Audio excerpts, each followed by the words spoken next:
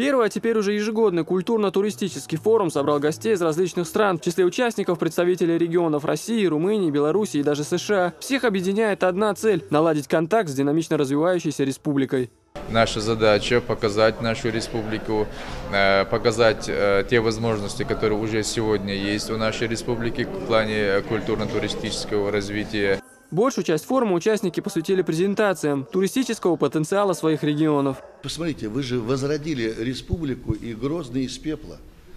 Я ничего более фантастичного за последние годы, я почти весь мир объездил, не видел того, что я вчера вечером прилетел в Грозный и посмотрел и увидел. И это все за буквально 5, 7, 8 лет построено. Гость из Соединенных Штатов Америки, путешественник и видеоблогер Джонс Филипп, восхищенный чеченским гостеприимством, заявил, что за океаном Россию позиционируют вовсе не так, какой он увидел ее сегодня. Народ Чечни очень дружелюбный, нету совершенно бездомных на улицах, это очень важно. А также хотел бы отметить семейные ценности, то есть если кто-то поступает плохо, то винят во всем не только его одного, но также и всю семью. Мне кажется, что это укрепляет, во-первых, семейные связи, во-вторых, помогает заставить людей вести себя таким образом, как необходимо. Это таким образом упрочивает и сообщество целиком. У нас этого, допустим, нету, и мне кажется, что чернокожее, допустим, население Америки может поэтому во многом поучиться у населения Чечни.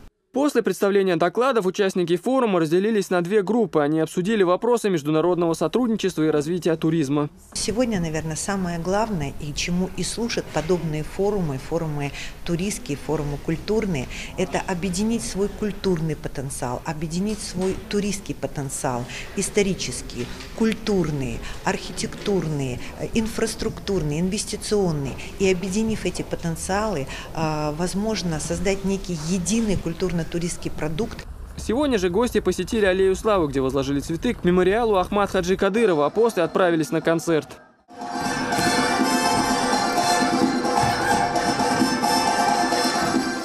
Программа пребывания участников форума довольно обширна. Уже завтра они посетят спортивно-туристический комплекс Кизиной Ам, а после отправятся на экскурсию по чеченской столице и проведут круглый стол по вопросам развития туризма. Асан Эльбукаев, Хаважи Мунаев. Новости.